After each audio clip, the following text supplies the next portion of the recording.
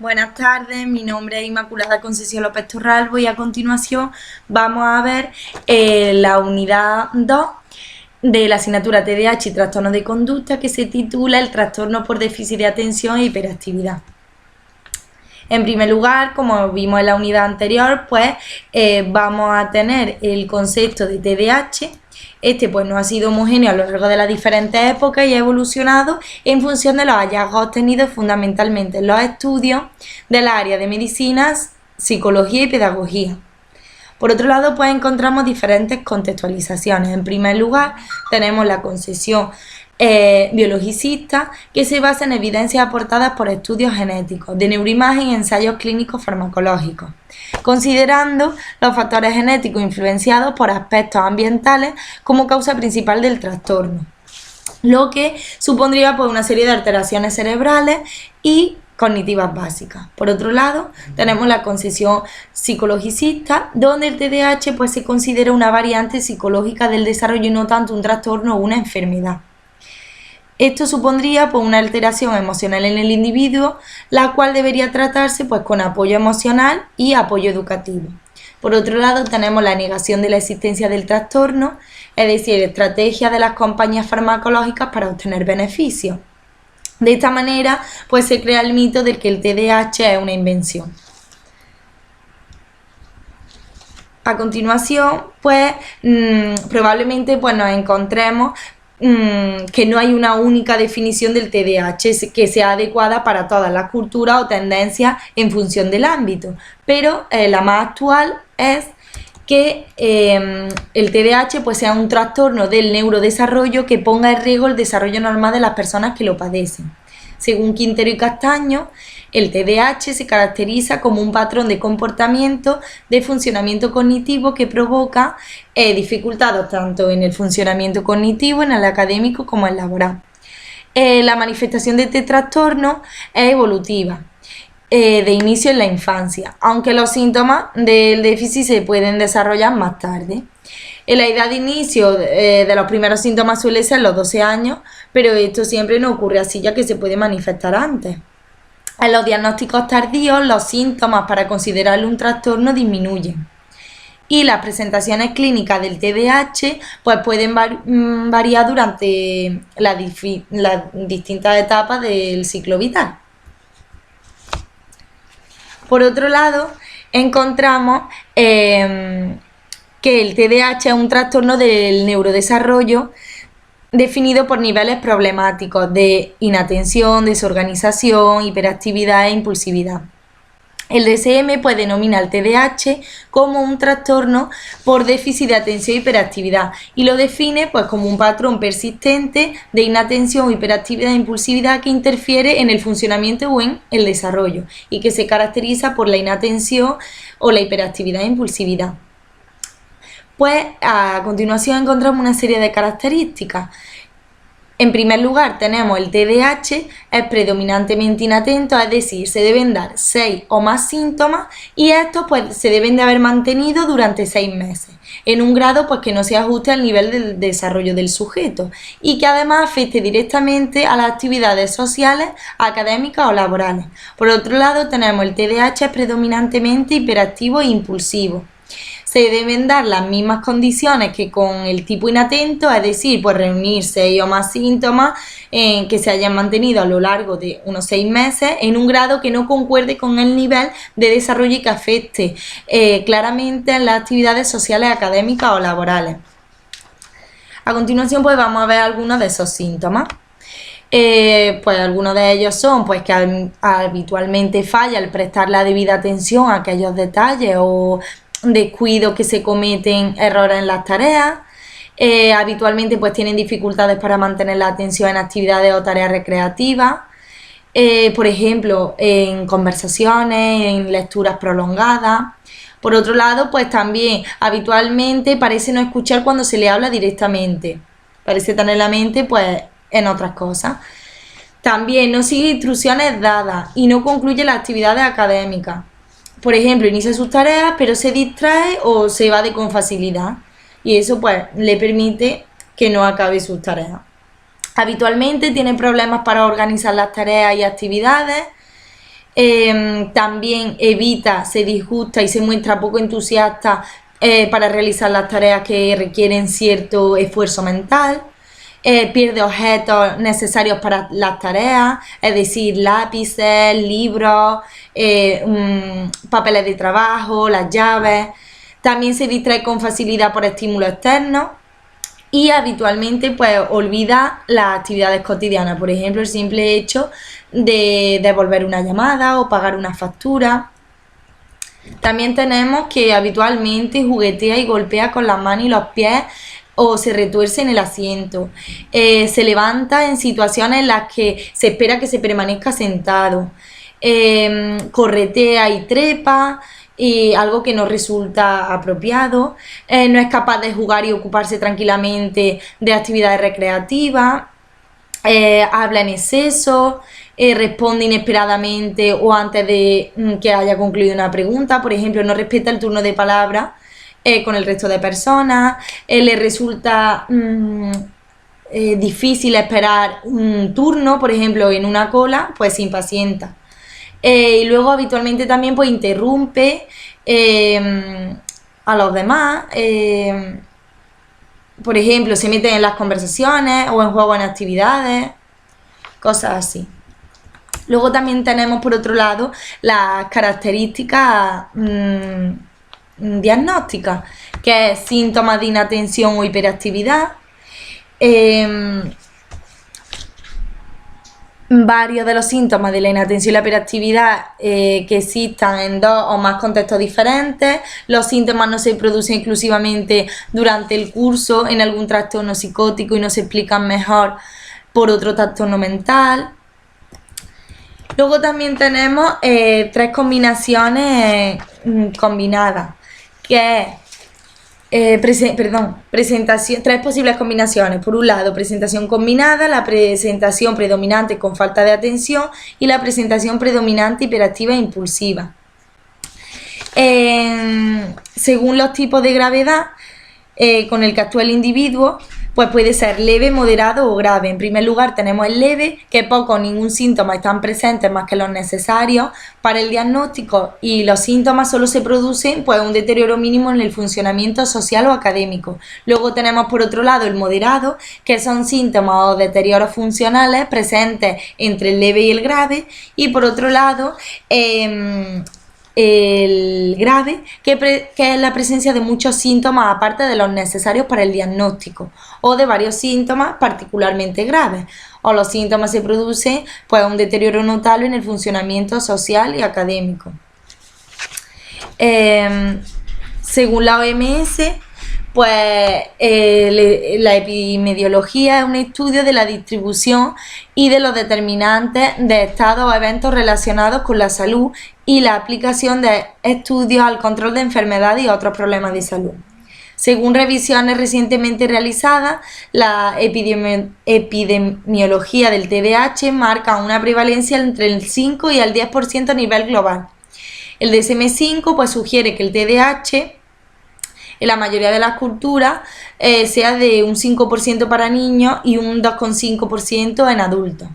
Según Quintero y Castaño, pues existen varias escalas que pueden ser útiles para evaluar los síntomas del TDAH. Dentro de la escala encontramos ADHD, Rating Scale, se guía por los criterios de DSM-4 y valora la severidad de cada uno de los síntomas. Es decir, unos 18 ítems. Es una escala que ha de ser aplicada por un clínico. Por otro lado, tenemos la escala Cornes para padres, la escala Cornes para profesores y el SNAP 4, que es una escala autoaplicada para ser cumplimentada por los padres y profesores para sujetos entre 3 y 17 años. Valora la presencia y severidad de conducta indicadora del TDAH. Bueno, aunque estas escalas pues carecen de valor diagnóstico, por sí mismas nos permiten conocer la percepción y la difusión de los síntomas del TDAH en los diferentes ámbitos del funcionamiento del paciente. Entonces son bastante importantes. Por otro lado, tenemos que en España se estima una prevalencia de un 6% para niños y adolescentes, siendo esta prevalencia mayor en los hombres que en las mujeres. Dependiendo de las presentaciones clínicas marcadas por el DSM-5, la prevalencia en función de las presentaciones clínicas pues varía según la proporción. Pues la presentación combinada un 60%, la presentación predominante por falta de atención un 30% y la presentación predominante hiperactividad impulsiva un 10%. A continuación vamos a ver el origen y la causa del desarrollo de una patología. En el TDAH pues es un trastorno heterogéneo, multifactorial y complejo que no puede explicarse por una sola causa.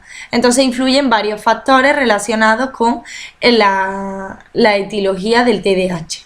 En primer lugar, encontramos los factores genéticos y los neurobiológicos.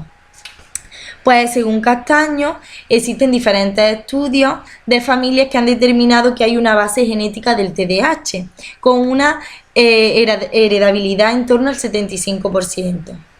En gemelos monocigóticos hay mayor concordancia en la presencia del TDAH. Por otro lado, pues tenemos los neuroquímicos, que de nuevo, pues siguiendo a Quintero y Castaño, pues podemos indicar que existe una falta de regulación en los neurotransmisores, fundamentalmente dopamina y noradrenalina. Los déficits cognitivos del trastorno pues provoca disfunción del circuito frontoestriatal y las dificultades del pensamiento, de pensamiento complejo y de memoria, es decir, déficit en el cortex frontal. Por otro lado tenemos los neuroanatómicos. Los neuroanatómicos pues producen una serie de anomalías volumétricas del cerebro y el cerebelo en pacientes con TDAH. Según estos estudios, pues se han encontrado anomalías, volumétricas en el cerebro y en el cerebelo. También se produce una disminución del metabolismo cerebral de la glucosa en el lóbulo central. Y por otro lado encontramos los ambientales, que esto pues consiste en afrontamiento de los ambientes desconocidos o tareas nuevas del TDAH. También se produce reacción ante recompensa inmediata al cumplir instrucciones dadas y tiene unas ventajas e inconvenientes propiciados por la atención individualizada y factores sociales y familiares. Bueno, aquí acabaría la primera parte, pero vamos a continuar con la segunda parte de la unidad. Pues bien, en la segunda parte encontramos que aunque algunas de las características asociadas del TDAH pues son la baja tolerancia a la frustración, la labilidad del estado de ánimo, la irritabilidad y el deterioro del rendimiento académico o laboral. No existe aquí ningún marcador biológico para el diagnóstico del TDAH, pero sí es verdad que los niños con TDAH pues muestran encefalogramas con aumento de las ondas lentas, un volumen cerebral reducido y un posible retraso en la maduración del cortex. Aunque estas características no son decisivas para un diagnóstico. En conclusión, la manifestación pues, más notoria en la edad preescolar es la hiperactividad. En la escuela primaria, la inatención, y en la adolescencia la hiperactividad ya está menos latente y ya se limita pues, al jugueteo, inquietud, impaciencia, nerviosismo. Y finalmente en la edad adulta, pues junto con la inquietud e inatención se caracteriza ya por la impulsividad. Existen una serie de factores de riesgo que puede tener un individuo a la hora de poder manifestar características propias del TDAH. Dentro de estos factores, pues en primer lugar encontramos los temperamentales. Pues bien, el TDAH se caracteriza por una baja inhibición conductual y un gran trabajo por controlarse o ponerse freno, de emotividad negativa y de búsqueda de novedades. Estos pues no son específicos del trastorno, pero pueden predisponer a algunos niños al TDAH. Por otro lado, pues encontramos los genéticos y fisiológicos, y es que entre los familiares biológicos del primer grado de consanguinidad es más frecuente el TDAH, ya que es un factor hereditario que es bastante elevado. Pero aunque se han relacionado los genes específicos con el TDAH, estos no son suficientes para determinarlo. Por otro lado, pues tenemos el factor ambiental, y es que los niños que al nacer tienen un peso bajo, pues tienen más riesgo de sufrir TDAH, aunque esto no es determinante, simplemente puede ocurrir. También se relaciona pues con la exposición a neurotóxicos, maltrato infantil, infecciones, negligencia o exposición al alcohol durante la vida intrauterina. Existe una estrecha relación que no se sabe si es causal, en el que se detecta que sí existe una relación entre la exposición a tóxicos ambientales y a la apariencia del TDAH. Por otro lado, tenemos unas consecuencias funcionales del TDAH, y es que el TDAH pues, se relaciona con el bajo rendimiento escolar, el rechazo social, los escasos logros académicos, en concreto en los adultos, pues se asocia a menores logros laborales y rendimiento, mayor asentismo o desempleo. En los niños con TDAH pues hay mayor probabilidad de generar un trastorno de la conducta en la etapa adolescente y un trastorno antisocial de la personalidad en la edad adulta, por lo que a causa de esto pues ya crece la posibilidad de los trastornos por consumo de sustancias o encarcelamiento. En ocasiones también se puede interpretar como una irresponsabilidad o pereza de las conductas que tienen los niños con TDAH. En cuanto a las relaciones familiares, pues se puede determinar por las interacciones negativas. Y en el caso de los compañeros en ocasiones, pues por el rechazo, las burlas, la negligencia hacia la persona con TDAH. Se relaciona con los síntomas de la inatención, los problemas relacionados pues con la escuela o los déficits académicos, y se relaciona más con los síntomas marcados de hiperactividad o impulsividad y el rechazo de los compañeros.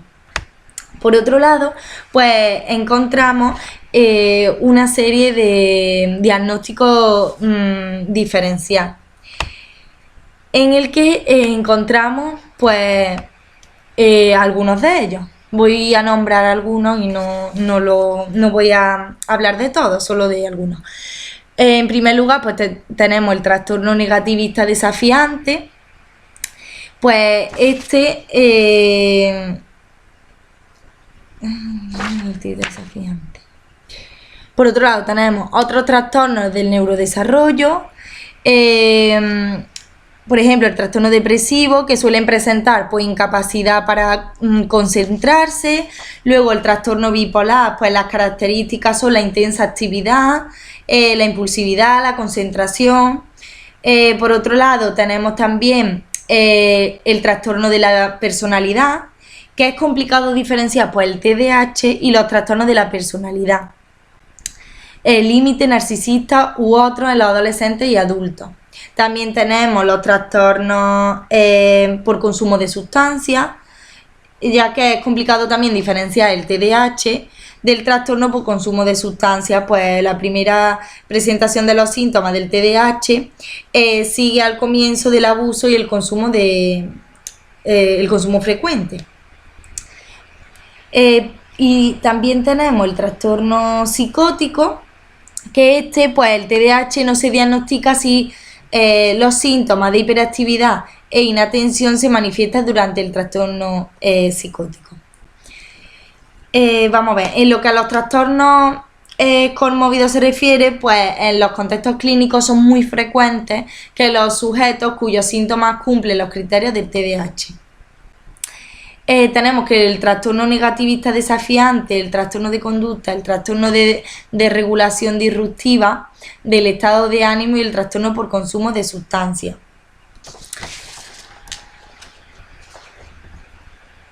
Ahora vamos a ver el alumnado con TDAH en el contexto escolar.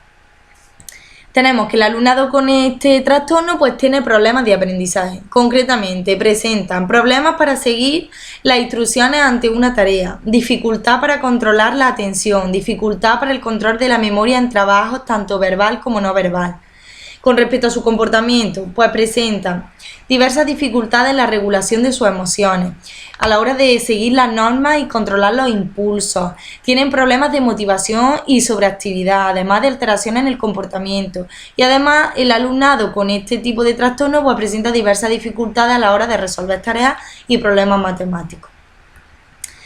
Según el clima social en el aula, pues SERE define el clima social como un conjunto de características psicosociales de un centro educativo, determinados pues, por diversos factores, elementos estructurales, personales y funcionales de la institución, que integrado en un proceso dinámico confieren un peculiar estilo o dicho de otro modo, a la vez de los distintos procesos educativos.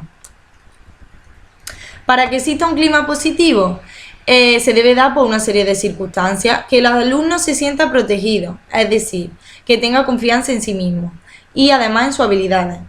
Que todos los miembros de la comunidad educativa colaboren y favorezcan a que haya una creación de unas condiciones de aprendizaje adecuadas, buenas. Además, que predomine un ambiente de respeto entre todos y además de confianza. Y también se puede dar un clima escolar negativo que haga que dificulte el desarrollo del alumnado y del profesorado, y además pues provocar una serie de estrés, de falta de interés, de generar depresión, es decir, un agotamiento físico y mental. Por otro lado, vamos a ver el bajo rendimiento académico, que según Martínez pues afecta al alumnado en diferentes aspectos. Para que el alumnado con esa alteración pueda obtener un mayor rendimiento académico, pues requiere que el docente cree una estructura curricular adaptada a esas necesidades y dificultades, que les proporcione una estrategia de autocontrol.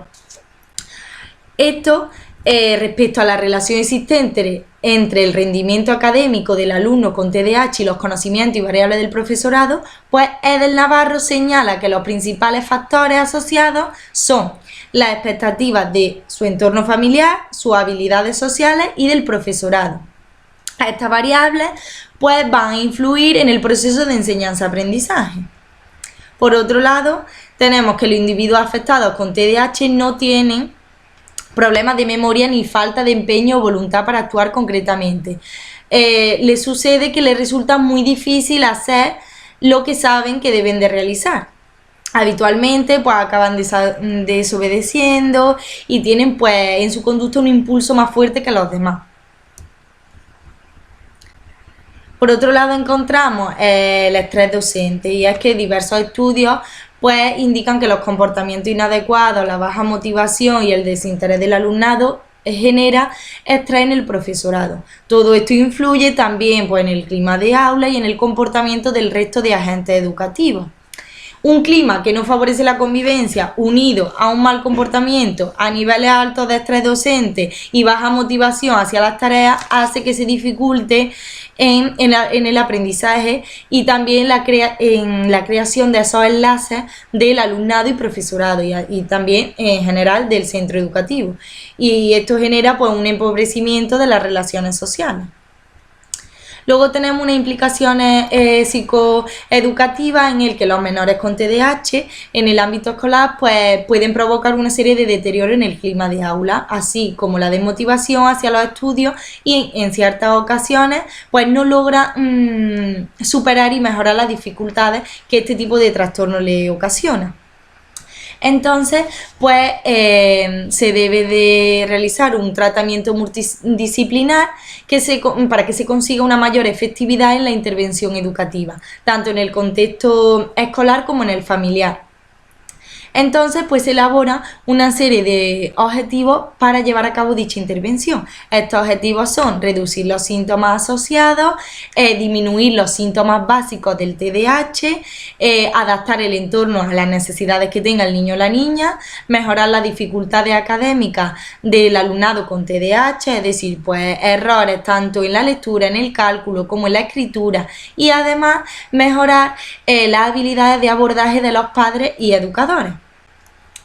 Bueno, pues hasta aquí hemos finalizado con este módulo y nada, muchas gracias por su atención.